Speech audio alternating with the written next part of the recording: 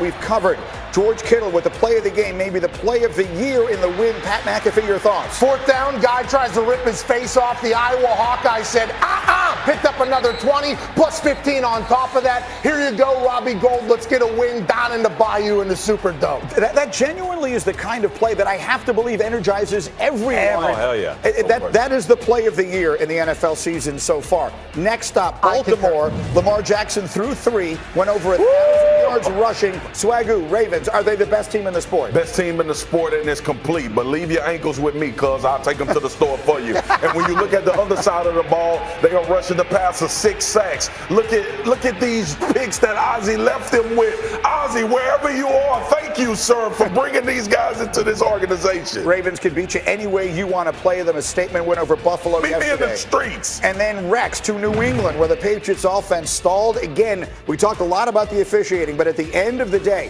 what does this Patriots offense look like to you? An awful offense, really. They got nothing, man. They got no offensive line. They can't run the ball, nothing.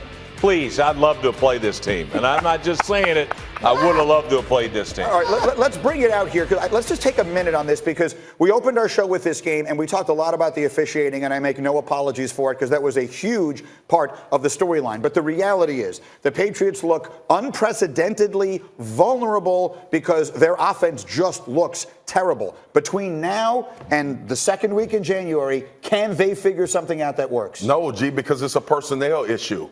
They can figure it out from a coaching standpoint. We're talking about the best they ever do it. But when you look at personnel, that is what is causing us to have this reaction to the Patriots. If you don't have at least one guy, we talked about this team. We talked about it all year. When they got AB, we was like, okay, that changes everything. They let Josh Gordon go. Josh Gordon made a lot of plays for Seattle last night against the Rams. When you look at the personnel, it's the issue. Tom Brady being able to lift this team to better than what their personnel was, he can't do it anymore. It's a part of the problem as well. Listen, I'm a lifelong fan of the New York Jets. I root against the Patriots every time they play. And I wanted to throw something at the television watching Jacoby Myers drop passes yesterday. Right. I mean, you just can't win with that. No, we know how that looks being a Jet. Yes, correct.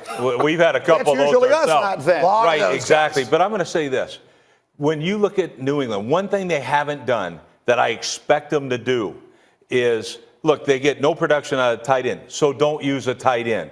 All right, let's put an offensive lineman in that place. That can probably help in protection. I know it'll help in protection, and it'll probably help in the run game. That's what I expect this team to do. Look, they have no weapons outside. They have no tight end. You've got to do something. The best that's ever done it as a coach right here might be having his best coaching of all time, of his entire career. Why? Because there is nobody out there. Yeah, Swagoo said it at the top of the hour there at the beginning. I don't know how the hell you TV people talk, but it was, he said that any other coaching staff would be 1-11 right now. Yeah, and I thoroughly agree with that, because the defense and special teams right now has elevated them, and the offense just hasn't been able to pick up. You saw them early go with tempo. You saw trick plays. I think they're trying everything they possibly can to get that offense going, and Bill Belichick has been quoted as saying, real football starts after Thanksgiving. Well, now we're a couple weeks after Thanksgiving, and there's been no Christmas, it's almost Christmas. Yeah. Happy holidays, by the way, to everybody.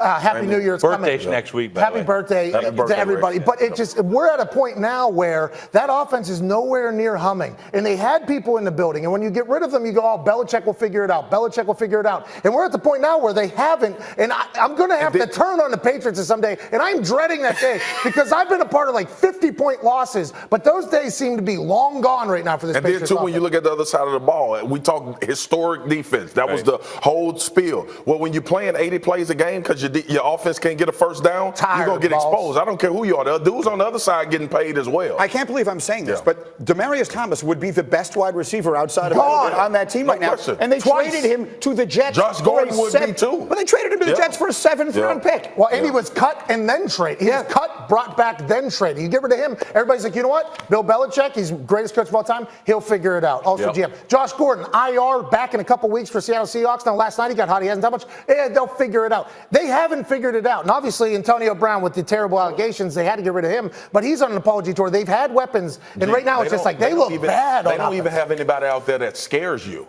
Like, as a defense, Rex, you know they're going into a game. Who you game planning against? All they saying is, if we can get the Tom Brady and cover guys, we'll beat this team. No, that's exactly right. Final thought. Final thought is this team is in trouble. Whoa. I mean, they are in trouble, and I can't wait to see them get beat in the first round. Okay. All right. There That's you go. a lot of built-up anger. No Built-up anger. Where was this team when I could have used it? Oh, by the way, yesterday, the final college football playoff rankings were decided and announced. And LSU is the #1 overall team in the country, to the delight of the man to my right. LSU will face #4 Oklahoma in the first semifinals on December 28th, the Chick-fil-A Peach Bowl. It's LSU's first playoff appearance. They open as a double-digit favorite. The nightcap will be #2 Ohio State and #3 Clemson in the PlayStation Fiesta Bowl. The Buckeyes are 0-3 all-time against Clemson, including a 31-0 loss in the semis. The Buckeyes do, however, own the best FPI chance to win it all at 35%.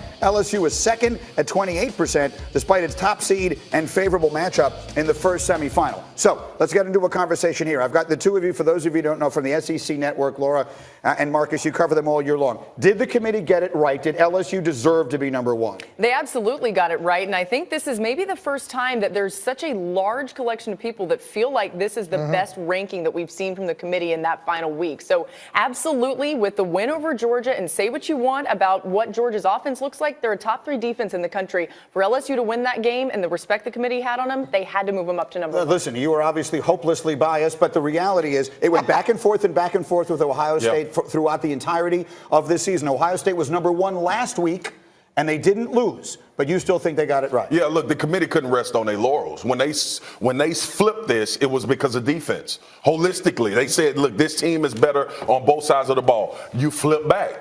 LSU shut out Texas A&M, and then they a week later shut out Georgia. So if you were going to make that argument for Ohio State 3 weeks ago, you had to make that one for LSU this past week. And then we watched Ohio State go down 21-7 against Wisconsin, which I think played a big part when you couple those 3 teams and say, okay, guys, this is where we are this week. I think the committee got it right. Pat McAfee, I want you to comment specifically on something that you saw. You were at the game in Georgia and Atlanta, and you saw Joe Burrow in person for the first time, and you came away with some very strong opinions. He's going to make all the monies. I honestly believe the thing that impressed me most was before the game, before the warm-up, there's a little session where players are out there like in tight shirts and shorts throwing around. They had this close-up on his face. He was the most calm, cool, collected guy on the field. He doesn't seem to be rattled. In his first year as a big-time real starter for a program, he has done it all, been there, done that. Then with his feet, his arm, every play he makes points directly to the fact that he's going to be an incredible NFL quarterback. And you could say this about other college quarterbacks in the past, and it has been said.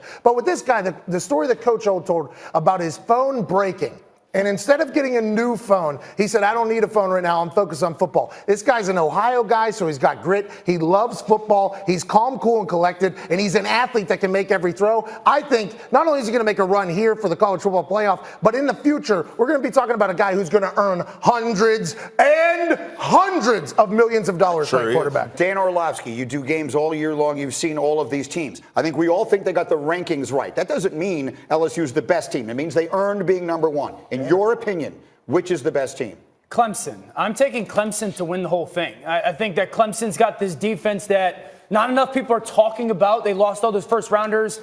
Everything that was on that defensive line has gone to their back 7, 28-game win streak in a row. Their quarterback, listen, Joe Burrow's been amazing. He's great. Heisman Trophy winner. Quarterback Trevor Lawrence is playing just as good as Joe Burrow. He can make throws like into tight windows where Matthew Stafford was like this, where Matthew Stafford would start to make some throws. I'd be like, don't do that. And then I'd be like, oh, that's why you did that, because only you can make those throws. Trevor Lawrence can make throws that no one else in the college football playoff quarterback-wise can. Travis Etienne is the toughest back in the country to tackle, so I'm taking Clemson. Here's the reality, though, Marcus. There were actually 3 #1 seeds here. We're splitting hairs for the committee. In your mind, why are you not as sold on Clemson? Because you told us this earlier. Look, first of all, who has Clemson played? Let's be honest. Like, we got to stop having this conversation like we know what Clemson is going to look like against Ohio State. They hadn't even played anybody remotely close to what Ohio State is. And then when you look at LSU, you guys, I've said with you for a long time, look, they say when you take the quarterback, that's the best one, you got the best chance to win. I would argue anybody. I'm a firm believer in Trevor Lawrence. I had to see it last year. I think a lot of people remember the national championship, what he did. Joe Burrow's the best quarterback in college. It's not even close. Well, what you're going to see is this year's #1 pick and next year's #1 pick in the college football playoff. Meanwhile, that guy wasn't the #1 pick, but he's